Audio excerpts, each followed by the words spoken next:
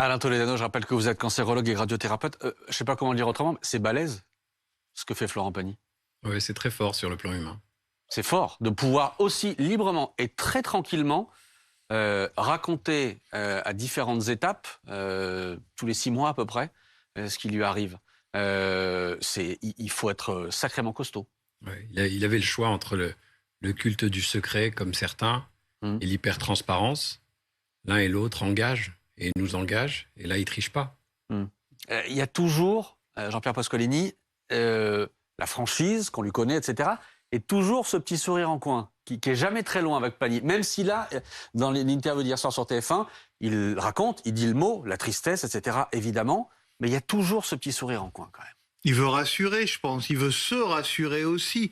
C'est vrai que c'est pas facile ce qu'il vit. Donc si en plus il plombe l'ambiance, ça va pas l'aider.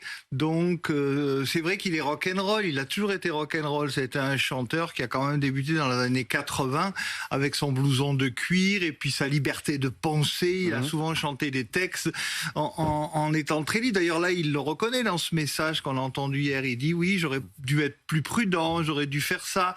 Mais il a toujours un peu fait les choses qu'à sa tête, comme un rebelle. C'était une sorte de James Dean, Florent Pagny. James Dean de la chanson française. Oui, un peu quand même, un peu. On n'en a pas eu beaucoup des comme ça, des révoltés, des rebelles, depuis tout petit, depuis son enfance.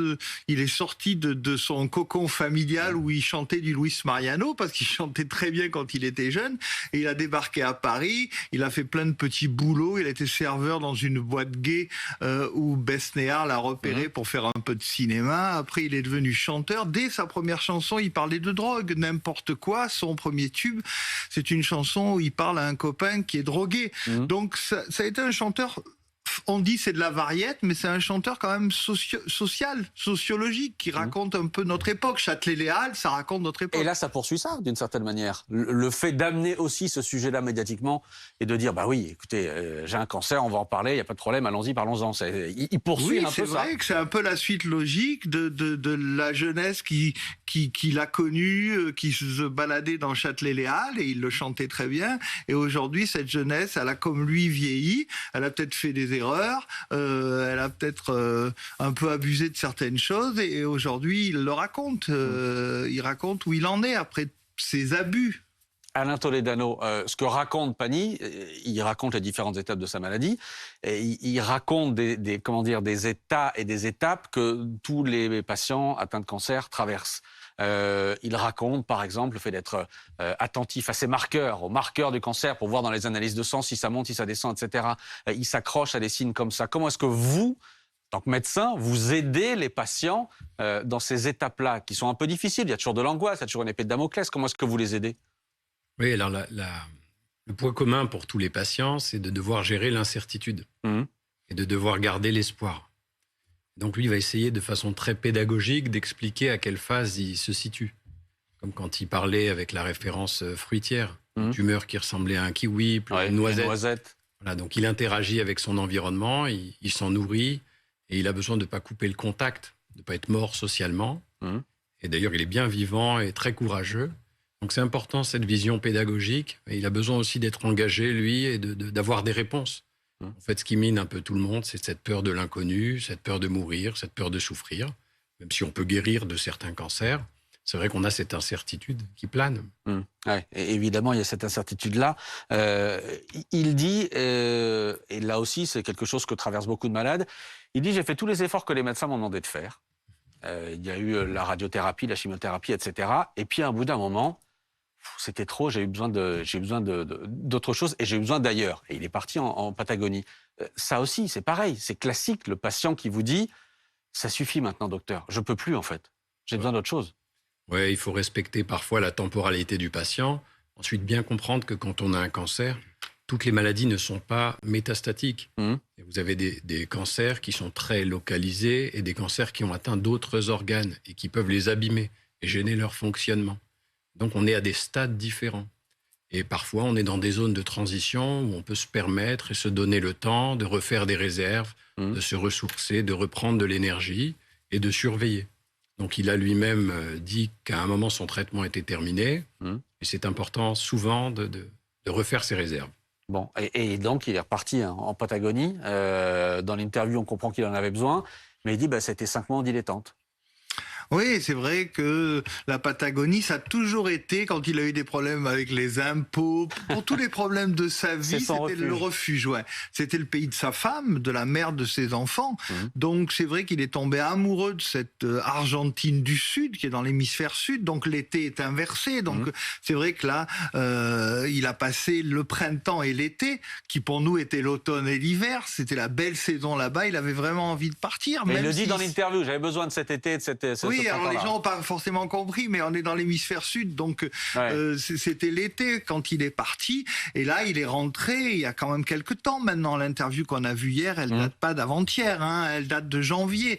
Donc là, il est reparti pour des examens et peut-être plus.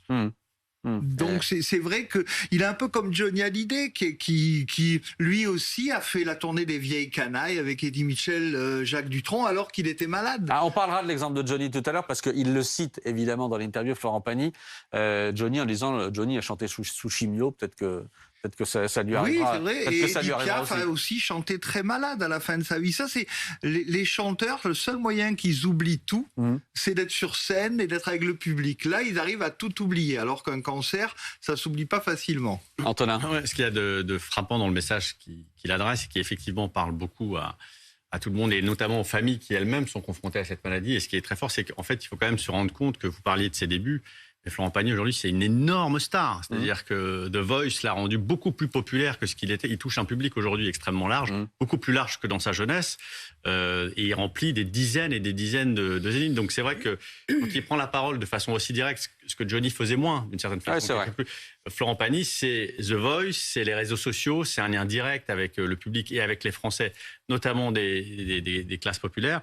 Et donc c'est pour ça que ça résonne très fortement et que d'une certaine façon, ce qu'il dit de son cancer en disant il faut en parler, voilà, je suis comme tout le monde. Je pense que c'est en termes de message pour les gens et pour les rassurer et pour s'associer d'une certaine façon à cette levée de tabou, j'imagine que c'est assez important pour vous aussi, les professionnels.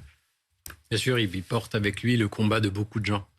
Et donc, il se fait le porte-voix de tout un tas de gens qui souffrent. Vous savez qu'en France, on a 4 millions de personnes qui ont ou qui ont eu un cancer. Eux et leurs familles souffrent. Donc, c'est vrai que lorsqu'il y a une voix publique qui s'en empare et qui parle avec autant d'énergie, ça touche forcément. Nora. Alors, on sait que c'est la première cause de décès chez les hommes, la deuxième chez les femmes. Ça a tendance en plus à augmenter. On est à 400 000 cancers diagnostiqués par an. Ce qui m'intrigue, moi, c'est que finalement, on a tous autour de nous des gens touchés par le cancer. Peut-être même avons-nous subi, nous, dans notre chair, un cancer. Ce qui est assez étonnant, c'est le tabou qui subsiste encore autour de cette maladie. On voit beaucoup de... Enfin, je parle sous votre contrôle, mais on a eu des publicités qui nous disaient vivement que ça devienne une maladie chronique. J'ai eu un cancer qui est l'équivalent d'un rhume. Voilà, on se projette un peu, mais on n'y est quand même pas encore. Oui, parce qu'il y a encore la peur de la mort de façon sous-jacente. Si on en parlait en d'autres termes, parce que la plupart des cancers guérissent, on aurait effectivement à gérer l'incertitude et à bien comprendre que c'est des événements de vie chez beaucoup d'entre nous. Alors malheureusement, on ne guérit pas tout le monde, mais beaucoup de gens vivent avec et vivent longtemps avec. Mais le taux de guérison, justement, parce qu'on sait qu'il y a eu beaucoup de progrès qui ont été faits, et d'ailleurs, en ce moment même, il y a des nouveaux traitements là, qui apparaissent et qui semblent extrêmement prometteurs. Le taux de guérison, par exemple, ce type de cancer. Alors bien sûr, il y a le devoir de réserve pour Florent Pagny, mais en règle générale, il y a près de 2 tiers des cancers qui guérissent très bien. Et puis, vous déjouez tous les jours les statistiques parce qu'on a des nouveaux traitements. Donc l'idée, c'est vraiment de garder l'espoir et la science avance. Et puis, c'est comme la graine et le sol. Vous prenez des mêmes graines, vous les plantez dans des sols différents et ça ne pousse pas pareil. C'est un peu pareil pour le cancer. Je voudrais qu'on entende, par rapport à ce dont on parle ce soir, notamment le tabou, je voudrais qu'on entende le docteur Simès, Michel Simès, qui était tout à l'heure l'invité d'Alain Marchal et d'Olivier Truchot dans Story, qui lui-même a été touché, a eu un cancer, a guéri de ce cancer, et voilà ce qu'il disait tout à l'heure. Effectivement, le fait que les personnalités publiques se mettent à parler de leur cancer est quelque chose de... j'allais dire, de presque normal. À chaque fois que je vois que quelqu'un est mort victime d'une longue maladie, on a l'impression d'être au XVIIIe siècle, avec les maladies qu'on appelait vénériennes, vous savez, à l'époque, où il fallait surtout pas le dire, parce que c'était les maladies honteuses. Aujourd'hui, un cancer, d'abord, je rappelle à ceux qui nous écoutent qu'il y a 60% des cancers qui guérissent, qui guérisse, c'est-à-dire qu'on ne refera plus qu'on ne mourra pas de ça, et qu'il est important de non pas banaliser, mais de faire en sorte que cette maladie soit une maladie comme une autre. Ouais, une maladie. On peut dire ça, une maladie comme une autre? Oui, on peut dire ça. À partir du moment où vous acceptez l'idée de tout faire pour que les gens guérissent vraiment.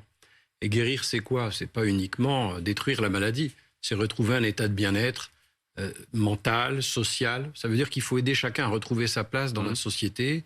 Il faut regarder ceux qui ont été malades comme des personnes et pas comme des malades. Donc il y a un effort collectif pour qu'on puisse guérir. D'ailleurs, quand on parlait de banalisation de la maladie, c'est vrai qu'aux États-Unis notamment, on a entrevu quelques stars américaines dans le sujet tout à l'heure. Aux États-Unis, c'est vrai que c'est extrêmement banal pour des stars qui aiment aussi maîtriser leur communication, peut-être encore plus qu'en France, de parler de leur maladie, quelles que soient ces maladies qu'elles traversent. Donc il y a vraiment une communication qui est très régulée autour de ça. Et même, on est à une étape peut-être ultime. On l'a vu en voyant Angelina Jolie, qui, elle, a fait une ablation préventive des seins. Parce qu'en fait, aux États-Unis, il y a beaucoup de... Enfin, pas de stars d'ailleurs, une certaine catégorie du public qui va faire des tests génétiques pour voir si on a des risques plus que d'autres personnes de développer telle ou telle maladie. Donc les stars en parlent en disant j'ai décidé de faire... Là, ça marche pour le cancer du sein parce qu'il y a un gène très précis qui permet de détecter si on a plus de risque de l'avoir.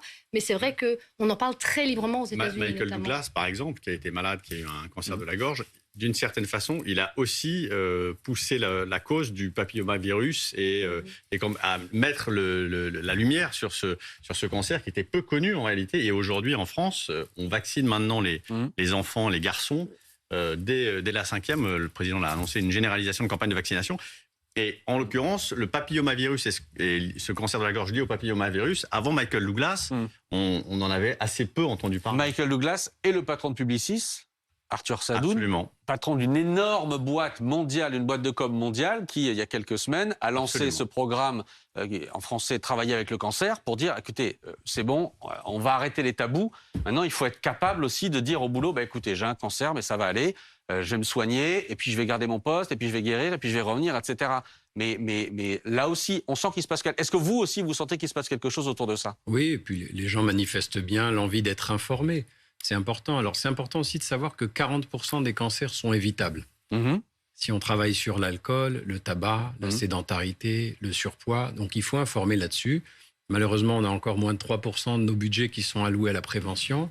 Donc, il y a une culture commune vers plus de guérison, vers plus de prévention et surtout vers l'éducation des populations qui ne demandent qu'à comprendre. Tu peux chanter sous chimio, Johnny l'a fait. C'est ce que se dit Florent Pagny. Il a évidemment toujours ça en tête, Florent Pagny. Oui, mais il est bien entouré. Et ça, c'est important. On le sait, dans toutes les familles françaises, les gens qui ont des maladies de ce type, s'ils sont bien entourés, c'est plus facile. Il avait chanté une chanson, son dernier tube, il y a 10 ans, Les Murs Porteurs. Les Murs Porteurs, c'est la famille. Et la famille, c'est important. Je parle sous le contrôle du docteur qui est là. C'est vrai que cette chanson, Les Murs Porteurs, elle prouvait déjà que Pagny, son envie d'aller en Patagonie, c'est aussi une envie d'être un être humain normal, quelqu'un qui a une famille, des enfants, et c'est pas quelqu'un qui a vécu dans les paillettes. Et Pagny, c'est quelqu'un il avait d'ailleurs fait un album qui s'appelait Rester vrai. Il a toujours été vrai. Et je pense que ça l'aide beaucoup. Sa femme est un bloc, mais sa femme est une femme d'une force, d'une personnalité exceptionnelle. Donc je pense que les gens qui ont des maladies, ça doit les aider énormément d'avoir un entourage solide. Et je voudrais commenter les toutes dernières photos de Florent Pagny qui datent d'aujourd'hui. Il était au défilé Stella McCartney et d'après les informations que nous donne son entourage ce soir, Florent Pagny va bien. C'est ce que nous dit son entourage. Il y a quelque chose dans son interview qui revient en permanence, c'est peut-être. Peut-être. Il y a beaucoup d'incertitudes, évidemment, vous le disiez tout à l'heure, docteur. Et lui, il le verbalise comme ça en disant peut-être, peut-être, peut-être. Et peut-être aussi, c'est ce qu'il dit, que si j'avais fait ce que m'avaient dit les médecins, l'immunothérapie, en plus des rayons, de la chimio, etc., peut-être qu'il n'y aurait pas cette possible récidive. C'est de ma faute même, c'est un peu de ma faute. Exactement, il dit exactement, c'est un peu de ma faute. C'est peut-être un peu de ma faute, c'est ce que dit Florent Pagny. Comment est-ce qu'on accompagne ça aussi et ce sentiment-là qui est difficile à gérer aussi pour les patients? Ouais, l'idéal, c'est quand même de détacher tout le monde du sentiment de culpabilité. Parce qu'autrefois, la maladie était vécue comme une punition divine pour expier ses fautes. C'est pas de la faute de quelqu'un s'il est malade. Après, il a été accompagner, et si le traitement était interrompu, c'est que c'était une option envisageable. Malheureusement, on est encore dans cette incertitude. Et devant toute image, devant tout symptôme, on doit explorer. C'est la démarche classique. Tout le monde passe par là. Parce qu'en fait, on gère le risque, mais on gère la perception du risque. Donc, il apprend à vivre avec sa maladie et j'espère pour lui que ça ira. Et de toutes les façons, il a une très bonne équipe qui saura réagir. Depuis tout à l'heure, on parle de ce tabou qui est en train de se lever et puis de ces stars qui témoignent. Est-ce que vos patients vous en parlent, de ces stars-là, de ces témoignages-là et qu'est-ce qu'ils vous en disent? Oui, forcément. C'est le système de la solidarité. On est solides tous ensemble. Il y a une interdépendance entre nous. Donc, ça valorise la solidarité et cette manière qu'on a d'engager son public, de créer des liens. On vit aussi affectivement. La médecine, elle nous assène une certaine rationalité, mais on vit de façon émotionnelle, avec nos affects. Et c'est vrai que qui mieux que les artistes portent les affects, et donc beaucoup de gens s'identifient. Oui, les patients nous en parlent. Et qu'est-ce qu'ils vous disent dans ces cas-là? Qu'est-ce qu'ils vont chercher dans ces témoignages-là? Finalement, il y a une transmission de force, il y a une transmission de tristesse. Donc, il y a une espèce de phénomène qu'on appelle le transfert. Voilà. On a besoin les uns des autres, on a besoin de s'identifier. Et je pense qu'il y a plein de gens qui attendent des nouvelles. Qui attendent des nouvelles. Pani est donc en France, Jean-Pierre Pasqualini. Dans l'interview, il a des dates de concert programmées. Il a des dates j'allais dire dans l'interview, il chante un tout petit peu. Il n'a rien annulé. Il n'a rien annulé. Non, on a des dates au mois de juin, au mois de juillet. Comme quand Johnny est tombé malade, il a continué à avoir ces dates qui étaient programmées. Un artiste, ça meurt sur scène ou ça meurt pas, quoi. Donc c'est vrai que le mourir sur scène, il a envie de continuer, d'aller jusqu'au bout. Et pour lui, l'avenir est devant lui. Parce que s'il arrête tout, je pense que le docteur le sait, quand un être humain baisse les bras, qu'il reste chez lui enfermé, c'est pas terrible. Donc lui, il a des projets. Je pense que les projets doivent l'aider. Il a beaucoup de projets. Vous confirmez? Ça aide forcément. Oui, il n'y a pas de raison de mourir socialement lorsqu'on est vivant. Et donc, c'est très important de préserver son être, son énergie, cette dynamique. Puis on sait que les gens qui ont une dynamique, un entourage, une famille, des amis et qui le cultivent vont plus loin, vivent mieux et plus longtemps. Voilà, merci docteur d'avoir été avec nous, merci Jean-Pierre Pasqualini également. Voilà les nouvelles qu'on pouvait donner ce soir de Florent Pagny après son témoignage d'hier.